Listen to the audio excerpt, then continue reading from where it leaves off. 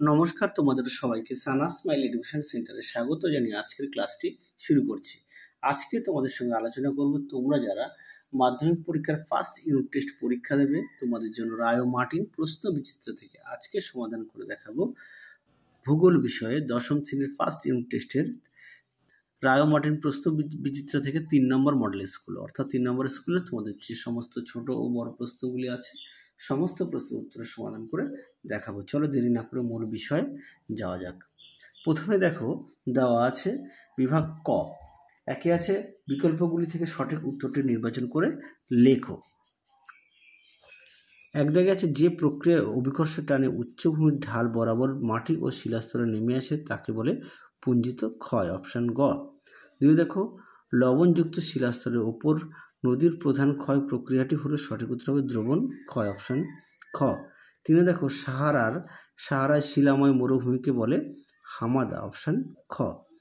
চারে দেখো নুনাটাক্স কোন হিমবাহ দ্বারা গঠিত ভূমিরূপ, উত্তরটা লিখবে মহাদেশীয় হিমবাহ, অপশান ক। পরবর্তী দেখো পাঁচের ভারত ও চীনের সীমারেখা নির্ধারণ করে ম্যাকমোহন লাইন, অপশান খ। ছয় দেখো গাঙ্গেয় সমভূমির নবীন পলিমাটিকে বলে খাদার, অপশান ক। সাথে দেখো কৃষ্ণা ও গোদাবরীর বদ্বীপ অঞ্চলের মধ্যবর্তী অংশে অবস্থিত হ্রদ হলো কলির, অপশান খ। তারপরে দেখো 8 দাগের প্রশ্ন, পশ্চিমী ঝঞ্ঝার কারণে ভারতের যে অঞ্চলে তুষারপাত হয় তা হলো জম্মু ও কাশ্মীর, অপশান খ। পরবর্তী দেখো বিভাগ ক্ষয়ের কি আছে, 2-এর একে আছে শুদ্ধ অশুদ্ধ, এক দাগের প্রশ্ন উত্তরটা হবে শুদ্ধ, 2টা হবে অশুদ্ধ। তারপরে দেখো শূন্যস্থান পূরণ কি আছে, হিমশিরির নিচু অংশে বরফ গলা জল আটকে যে হ্রদ সৃষ্টি করে তাকে প্যাটার্ন ওস্টার বলে, ওস্টার হ্রদ বলে, প্যাটার্ন ওস্টার হ্রদ বলে। তারপরে দেখো 2 দাগের কারেওয়া ড্যাশ চাষের জন্য প্রসিদ্ধ, উত্তরটা লিখবে জাফরান। পরেরটা দেখো কয়স্তম্ভে ক্ষয়স্তম্ভ মেলাও, দেখে নাও স্তম্ভ মেলাওটা। পরেরটা দেখো 4 দাগের একটি বা দুটি শব্দ উত্তর দাও। এক দাগে আছে মেরু অঞ্চলে কোন উচ্চতায় হিমরেখা দেখা যায়, উত্তরটা লিখবে 0 থেকে 600 মিটার। তারপর দেখো ভারতের দুটি বৃষ্টির ছায়া অঞ্চলের উদাহরণ দাও, উত্তরটা লিখবে পশ্চিমঘাট পর্বতের পূর্বঢাল ও মেঘালয়ের রাজধানী শিলং। আশা করি দেখে নিয়েছ। পরবর্তী প্রশ্ন দেখো কি আছে, এবার আমরা দেখব বিভাগ ঘয়ের 3 দাগের প্রশ্ন, নিচের প্রশ্নগুলোর সংক্ষিপ্ত উত্তর দাও। প্রশ্ন মান হচ্ছে 2, দেখে নাও। প্রথম প্রশ্ন আছে 3-এর একে পর্যায়ন প্রক্রিয়া বলতে কি বোঝো, দেখো উত্তর দেখে নাও। পর্যায়ন প্রক্রিয়া বলতে কি বোঝো, উত্তরটা এখান থেকে এই পর্যন্ত লিখবে। যাদের বই আছে অবশ্যই বই থেকে পড়বে, যাদের বই নেই তোমরা একটু খাতায় লিখে নিয়ে পড়বে।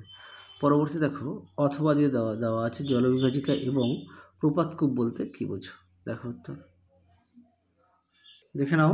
জলবিভাজিকা কাকে বলে, চিত্রটাও দেখে নাও, সুন্দর করে দেওয়া আছে।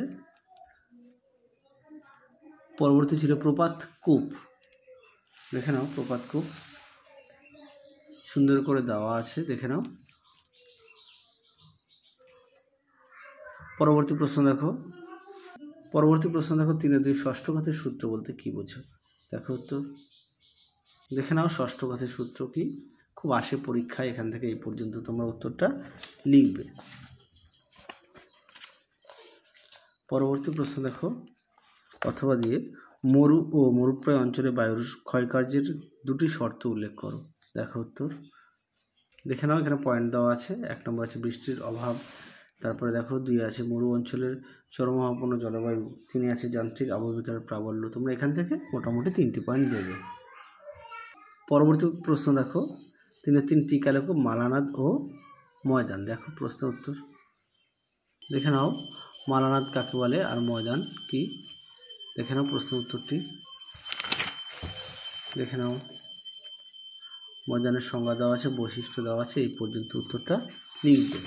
পরবর্তী প্রশ্ন দেখো মৌসুমি বিস্ফোরণ সম্পর্কে টিকা লেখো, দেখো উত্তর দেখে নাও। মৌসুমি বিস্ফোরণ উত্তরটি তোমরা এখান থেকে লিখবে,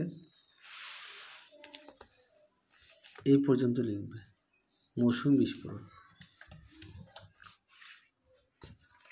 পরবর্তী প্রশ্ন দেখো 3-4 সামাজিক বনসৃজন বলতে কি বোঝো, দেখো উত্তর দেখে নাও। সামাজিক বনসৃজন বলতে কি বোঝো, তোমরা এখান থেকে এই পর্যন্ত উত্তরটা লিখবে। পরীক্ষা যদি উদ্দেশ্য আসে তখন সেটা দিতে হবে। পরবর্তী প্রশ্ন দেখো, লেগুন কি? দেখো উত্তর, দেখে নাও উত্তরটি এখান থেকে এই পর্যন্ত লিখবে। পরবর্তী দেখো বিভাগ ঘয়ের প্রশ্ন, 4-1 ঝুলন্ত উপত্যকায় জলপ্রপাত সৃষ্টি হয় কেন? যে বিভাগ ঘয়ের প্রশ্ন মান হচ্ছে 3, যে কোনো দুটি প্রশ্ন লিখতে হবে। দেখো প্রথমে 1 দাগের প্রশ্নের উত্তরটা দেখো, উত্তরটি তোমরা এখান থেকে লিখবে। এখান থেকে অবশ্যই চিত্র উল্লেখ করবে, পাঠ্য বই থেকে তোমরা চিত্রটা একটু দেখে নেবে, এই পর্যন্ত উত্তরটা লিখবে। পরবর্তী প্রশ্ন দেখো, অথবা দিয়ে বায়ু ও জলধারার মিলিত কার্যের ফলে গঠিত দুটি ভূমিরূপ সম্বন্ধে চিত্র সহ লেখো। দেখো উত্তর, দেখে নাও প্রশ্নের উত্তরটি তোমরা এখান থেকে লিখবে। দেখে নাও এখান থেকে লিখবে, তোমরা অবশ্যই চিত্রগুলো উল্লেখ করবে। দেখো পয়েন্ট দেওয়া আছে, ওয়াদি, বৈশিষ্ট্য, ওয়াদির উদাহরণ, তারপরে দেওয়া আছে পেডিমেন্ট, সংজ্ঞা দেওয়া আছে, উৎপত্তি দেওয়া আছে, বৈশিষ্ট্য দেওয়া আছে। দেখে নাও, দেখে নাও এই পর্যন্ত উত্তরটা লিখবে। পরবর্তী প্রশ্ন দেখো, 4-2 উত্তর ভারতের নদী ও দক্ষিণ ভারতের নদীর পার্থক্য লেখো। খুব গুরুত্বপূর্ণ প্রশ্ন, পরীক্ষা কিন্তু খুব আসে প্রশ্নটি। দেখো উত্তর, দেখে নাও উত্তরটি, সাদৃশ্য বৈসাদৃশ্য দেওয়া আছে, তোমরা এখান থেকে লিখবে পড়ে। আর অবশ্যই পাঠ্য বইটা ফুটিয়ে পড়বে, পাঠ্য বই তো পেয়ে যাবে, দেখে নিতে পারো পাঠ্য বই। প্রতিটা বিষয়ে পাঠ্য বই অবশ্যই গুরুত্ব দেবে।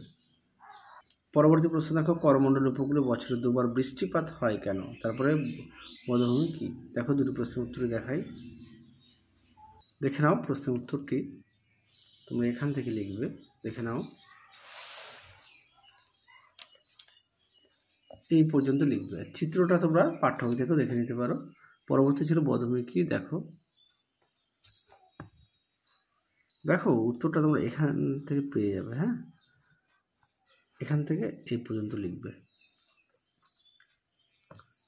পরবর্তী প্রশ্ন দেখো, পরবর্তী দেখব বিভাগ ও মর্যাদার প্রশ্ন মান হচ্ছে 5।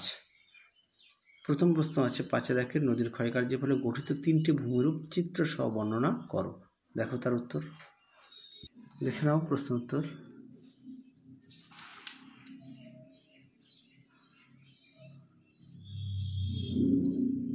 দেখে নাও,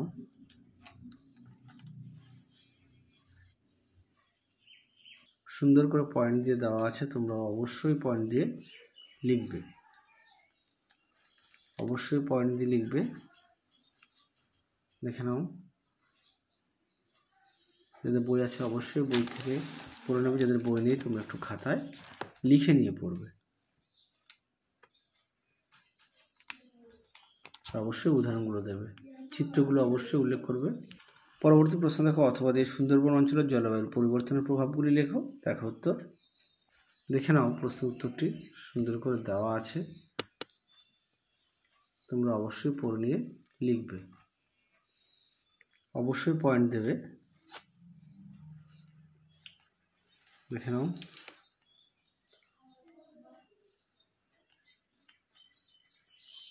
দেখে নাও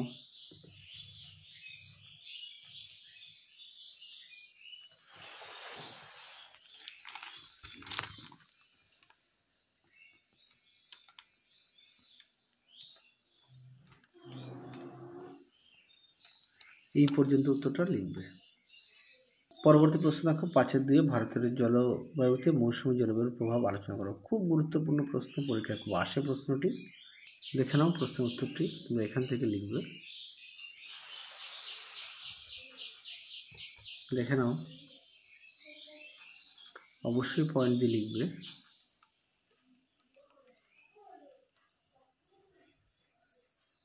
এই পর্যন্ত লিখবে। পরবর্তী প্রশ্ন দেখো কি আছে, বহুমুখী নদী পরিকল্পনা দুটি উদ্দেশ্য লেখো। দেখো উত্তর, দেখে নাও বহুমুখী নদী পরিকল্পনার উদ্দেশ্য, এখানে বেশ কিছু পয়েন্ট দেওয়া আছে, তোমরা এখানে পড়ে নিয়ে লিখবে। শেষ প্রশ্ন দেখো, প্রস্থ বরাবর হিমালয়ের ভূপ্রকৃতি ব্যাখ্যা করো। দেখো উত্তর, দেখে নাও প্রশ্নের উত্তরটি, দেখে নাও সুন্দর করে দেখো পয়েন্ট দিয়ে দেওয়া আছে, উত্তরে পার্বত্য অঞ্চলে অবস্থান, পর্বতশ্রেণী হিমালয়, ট্রান্স বা টেথিস হিমালয়। দেখে নাও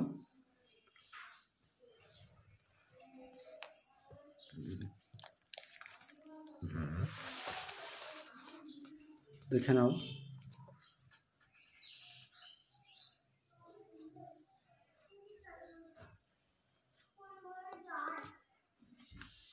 এই পর্যন্ত উত্তরটা লিখবে। তাহলে চলো আজকের মতো এখানেই সমাপ্ত করছি। আবার দেখা হবে খুব শীঘ্রই তোমাদের পরবর্তী ভিডিওতে। তোমরা সবাই সুস্থ থেকো, ভালো থেকো। আর তোমাদের আগের ভিডিওতে সাজেশান দেওয়া আছে, তোমরা যারা এখনও দেখোনি আমাদের প্লেলিস্টে গেলে পেয়ে যাবে। চলো বাই, টাটা, ভালো থেকো, সুস্থ থেকো।